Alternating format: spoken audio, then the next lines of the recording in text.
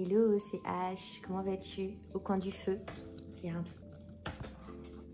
Oh, c'est excellent. Attends, est-ce qu'on peut pas aller s'asseoir devant? Au coin de mon feu. Yeah! Trop bien. Oh, on n'est pas bien là? Bon, j'ai pas la chaleur qui va avec, mais j'ai l'ambiance, ça c'est chouette. Je te fais un petit update de la vidéo que j'ai postée, la vidéo précédente que j'ai postée sur mon année tempérance, mon année 2023 tempérance. Et j'ai réécouté après coup le podcast de Cécile que j'ai écouté il y a 1 an. Donc elle avait posté en novembre 2023. Je crois que je vais tourner mes vidéos ici maintenant, c'est terrible. Elle avait tourné, pas cette vidéo, son podcast Les Intuitives, qu'elle avait sorti en novembre 2022. Et bon, ça fait 1 an. Et je ne me souvenais pas de tous ses propos, à part le fait qu'elle avait sous-estimé, elle avait mésestimé la carte tempérance, qu'elle a trouvé un peu cruche avec ses cruches. Comme je l'ai dit dans ma vidéo, on croit que c'est une carte douce, d'équilibre, on croit que c'est une carte de guérison, mais ça va bien au-delà de ça et je l'ai expérimenté cette année. Ce qui était intéressant en fait, c'est la première fois en fait que je prends du recul sur mon année et que j'en parle. J'avais conscience que l'année d'avant j'étais dans l'année du diable et les années d'avant dans d'autres, mais j'avais pas comment dire analysé un petit peu avec du recul comment ça avait agi, interagi à l'intérieur de moi, comment ça avait fait bouger les choses à l'intérieur de moi et comment ça m'avait fait avancer dans la compréhension de moi-même, des énergies qui sont à l'intérieur de moi, etc., etc. Et de me faire avancer, de me faire grandir. Parce que c'est ça le but après tout, c'est de faire avancer, de faire grandir. Le tarot c'est pour ça, hein, c'est pour se développer et mieux se connaître. C'est un miroir de soi. Et donc, j'ai trouvé très intéressant en fait sa démarche qui était de prendre sa carte, parce qu'elle du coup elle le prend sur des cycles d'anniversaire si j'ai bien compris. Donc de prendre sa carte de l'année en cours, enfin l'année qui arrive, et de cheminer avec elle et de l'utiliser comme carte conseil. C'est quelque chose que je ne faisais pas. Et du coup, commencer 2024 avec cette carte conseil qui est le diable, c'est raccord hein, avec le décor. Avec cette carte conseil qui est le diable, je trouve que c'est absolument...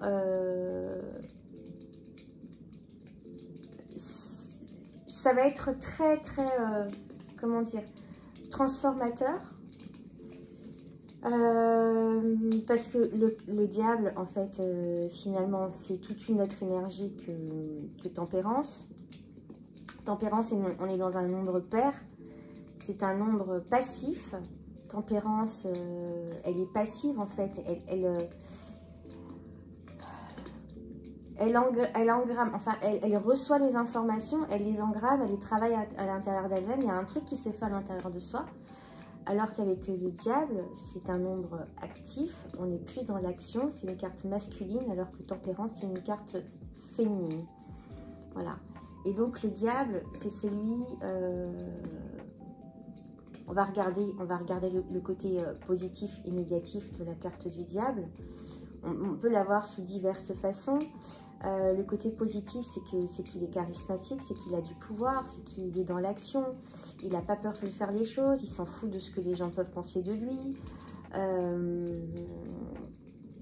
Il exerce un certain pouvoir sur sa vie personnelle, pas sur les autres, hein, ça c'est plutôt le négatif, mais sur sa vie personnelle, je t'ai dit, il est charismatique.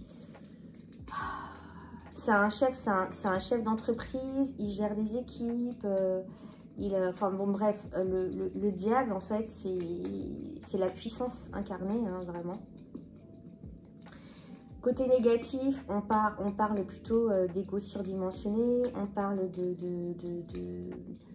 on est freiné parce qu'on est bloqué par nos addictions, par nos peurs, par nos croyances limitantes, par nos ombres. On parle encore une fois d'histoire d'ombre, comme dans la carte tempérance. Le diable, ce serait intéressant de savoir, je ne connais pas par cœur les chemins.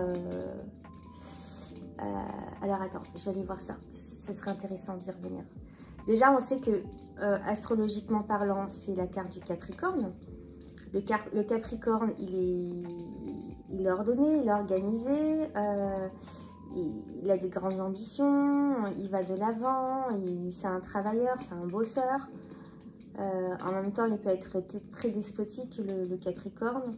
Il peut avoir un ascendant négatif sur les autres. Il peut être manipulateur. Voilà, c'est ça le diable aussi, la manipulation. Attends, je vais chercher... je voulais faire un lien avec la Kabbale, ce serait intéressant. Je reviens. Me revoilà. Donc en fait, il est sur cet embranchement-là. Il part de Tiferet comme tempérance. Et il redescend, enfin, il est sur cet axe-là, entre Tiferet et Od. Tiferet, on l'a vu, il est gouverné par le soleil. Et Od est gouverné par Mercure. Od, c'est la splendeur. Soleil et splendeur, soleil et Mercure. Si tu t'y connais un petit peu en énergie astrologique, ça fait un beau combo. Hein. C'est vraiment l'intelligence qui fait briller. Donc voilà, la carte du diable, elle est très intéressante.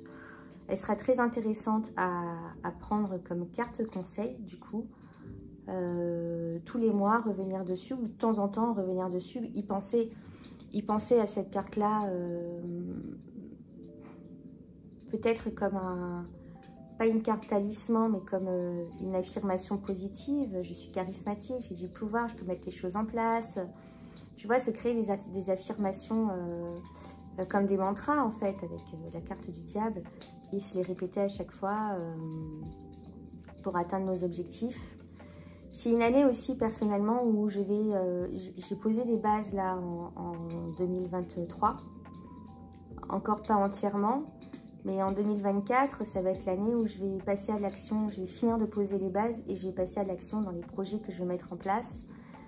Donc, c'est très intéressant aussi de comprendre que je serai plutôt dans une énergie active que passive. Ça tombe bien, c'est plutôt réconfortant. Et puis, peut-être qu'avec ce diable-là, je pourrais développer des grandes choses, ou en tout cas, asseoir des grandes choses. Ça va être encore une année. Alors cette année, elle a été épuisante, comme j'expliquais la dernière fois, parce qu'il a fallu un peu gérer toutes ces énergies ambivalentes à l'intérieur de moi. Et le diable, normalement, il n'est jamais fatigué. Hein. Le diable, il est dynamique, il a la pêche, quoi. Donc, normalement, je devrais pouvoir arriver à gérer mes énergies, mon énergie. Par contre, peut-être faire attention avec la notion de pouvoir, essayer de garder quand même les pieds sur terre et la tête sur les épaules, attention à l'ego, attention à l'impulsivité, attention aux addictions. Mes addictions, là, j'en ai plus beaucoup, hein, mis à part la bouffe, et encore.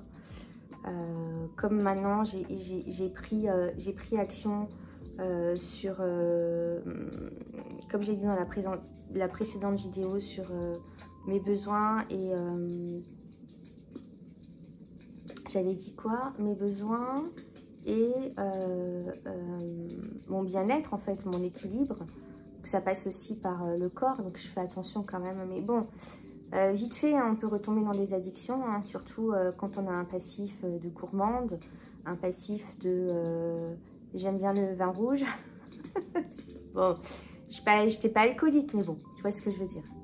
On peut retomber facilement dans des addictions.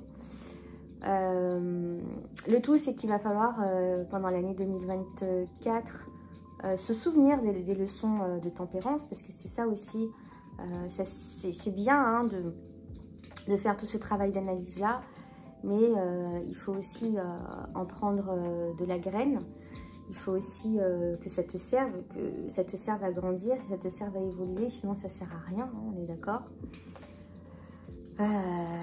Voilà, en tout cas, là, je suis en mode hibernation.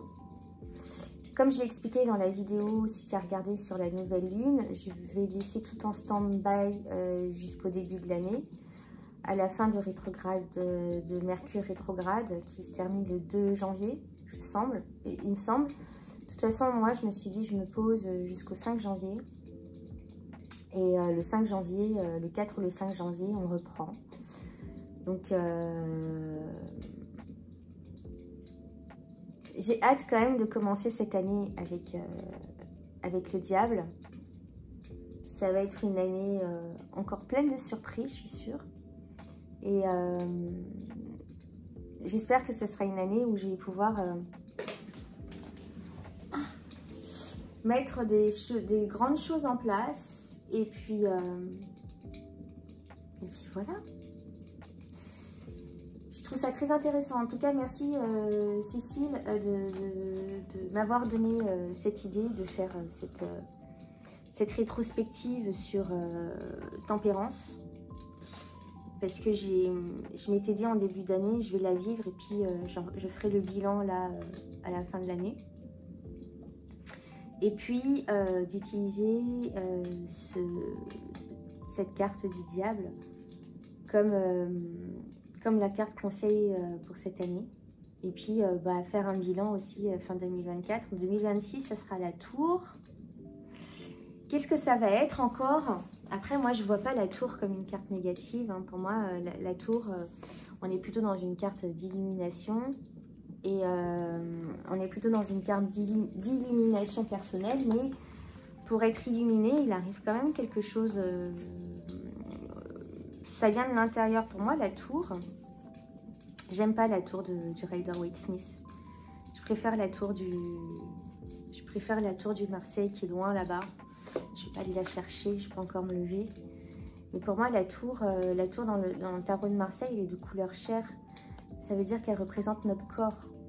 Et on a tous ces bonhommes-là qui sont expulsés de la tour avec tous ces petits ballons de toutes les couleurs.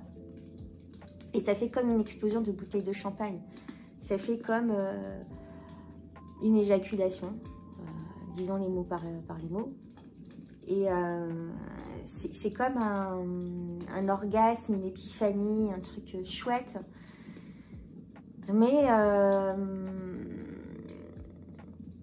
Mais pour en arriver là, il faut forcément passer par des moments de compréhension. Et ça peut être plus ou moins compliqué selon les personnes. Selon aussi la manière dont toi, je parle déjà de 2026. La manière dont toi aussi tu intègres les choses et tu prends les choses, si tu vois le verre à moitié plein ou le verre à moitié vide. Bref, je m'égare. J'en étais sur la suite du cheminement de mon année Tempérance. J'ai fait un petit topo vite fait suite à l'écoute du podcast de Cécile. Bon, j'espère que cette petite vidéo t'aura plu au coin de mon feu avec mes lunettes là. Il y en a deux. Je te souhaite une belle journée, une belle soirée. Et puis je te dis